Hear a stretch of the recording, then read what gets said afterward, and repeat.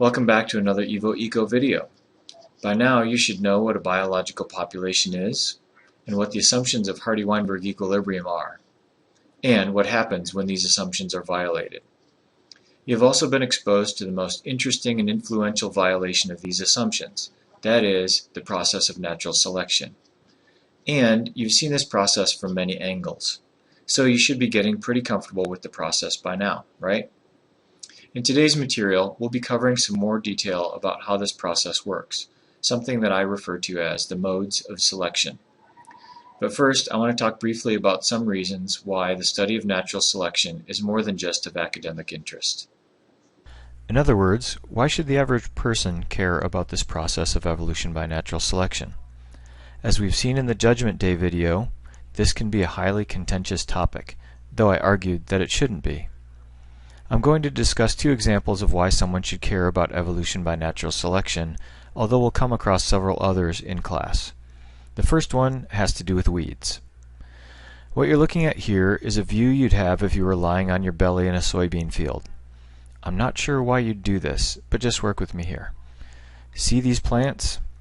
These are the soybeans, and they are used in a huge number of products that you use or eat every day, including lots of foods, just look at a package sometime, as well as oils, soap, cosmetics, resins, plastics, inks, crayons, solvents, clothing, and biodiesel.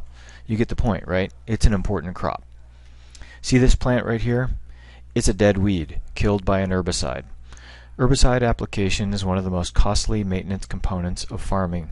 Some estimates are that herbicides account for 3/4 of crop maintenance costs. That's a lot of cash. See this other plant right here?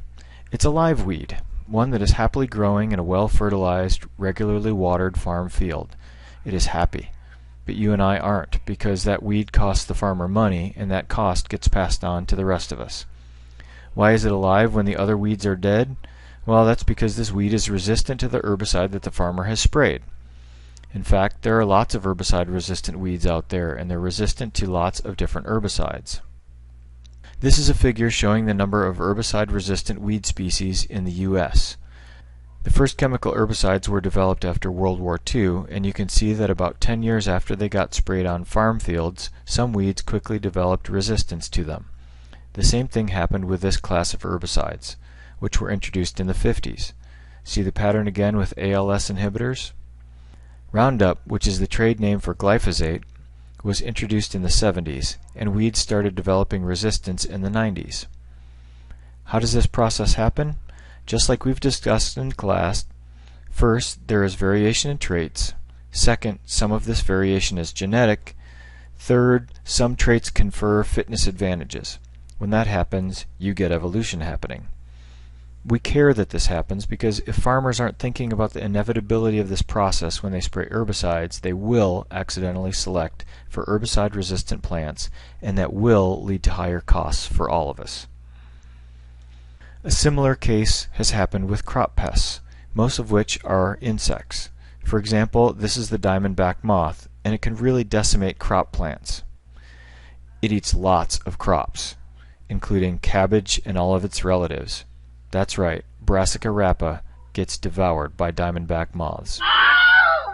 It is also resistant to over 50 different pesticides, making it extremely difficult to kill. Given that U.S. farmers spend about $4.1 billion annually on pesticides, that's with a B, this has a big economic impact. By the way, does this remind you of any activity that you've done in class lately? Clearly, human-induced evolution of insecticide resistance is very common and very costly. Okay, so the study of evolution is economically important, and we'll talk about more human-related cases later in the semester. But for now, we need to talk about the specific patterns in natural selection, or what I call the modes of selection. One way to think about these modes, and some of the other material we've talked about in class lately, is to think about how they influence polymorphisms, which is just another word for genetic and phenotypic variation in a population. Two modes, directional and stabilizing, typically decrease genetic variation in a population. You might want to think back to previous material to come up with other things that reduce genetic variation. Got some ideas? Good. The third mode, disruptive selection, acts to maintain polymorphisms in populations. We'll talk about all three of these modes in order next. As we discuss them, you should be thinking about examples of each of them from the readings, simulations, and other videos that you've seen. First, a little bit of background. Remember the height of those cadets that was distributed like a bell curve? We also call that a normal distribution. It turns out that lots of quantitative traits are distributed in this way, so we're going to use a bell-shaped curve like this to represent lots of different traits. On the x-axis we have a few individuals with high values of a trait, like maybe beak depth and finches, and a few low values of the trait over here. Most individuals, though, have intermediate values of the trait. In directional selection, individuals with one extreme value of a trait, like maybe narrow beaks, don't do very well, and so selection eliminates them. Conversely, individuals at the other extreme tend to do the best. If that's the case, then what you'll see is the mean of the distribution will shift in the direction of the individuals with the highest fitness. Can you think of a specific example of this? Remember, be thinking finches first. Now see if you can put the information in the previous graph into different terms. In this slide, we have the same x-axis, but the y-axis is now relative fitness. Remember what relative fitness is, right? Recall that high values of the trait had the highest fitness, and low values of the trait had the lowest fitness. So we can put those points here. If we assume that there's a linear relationship between these 2 points, then the relationship would look like this. Make sense? If not, you might want to pause the video here to let it sink in, or go back to the last slide. The next mode of selection, or the pattern that selection can exhibit, is known as stabilizing selection. Again, imagine a trait that has a normal distribution like this. If individuals with extreme values of a trait do worse than others, in other words, they have low survival or fecundity, or both, then what will the distribution look like in subsequent generations? I'll give you some time to think about it. Yep, the bell curve will get compressed and the individuals with extreme values of a trait will become less represented in future generations. Notice that the mean value of a trait may be exactly the same before and after selection.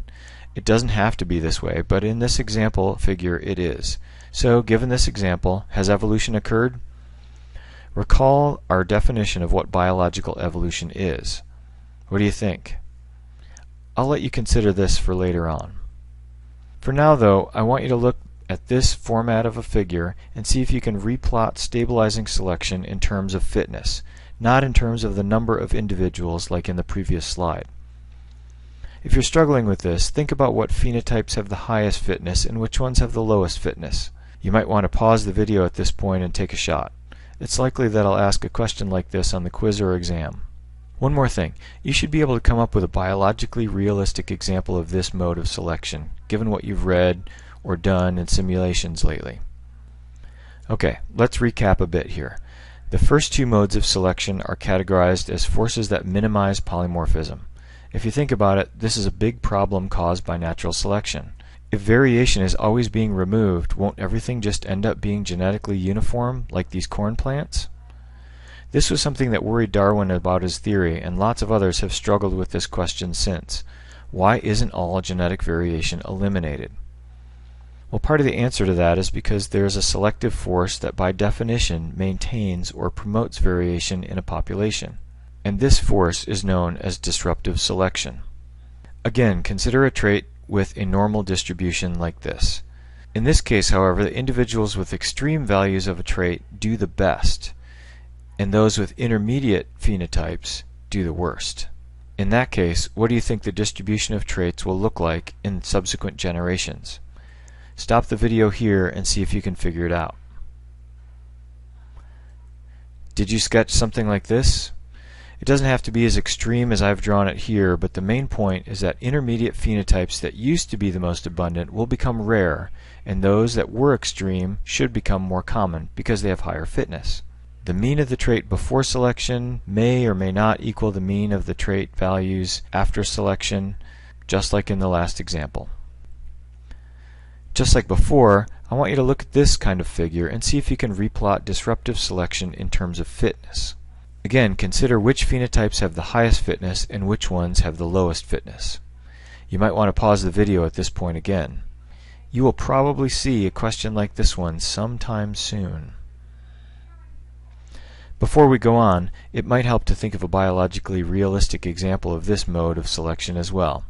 This one can be tough though, because this mode of selection isn't as common as the other two. Got some ideas? Okay, so let's return to this problem of genetic variation. Specifically, why doesn't natural selection exhaust all the genetic and phenotypic variation that's out there?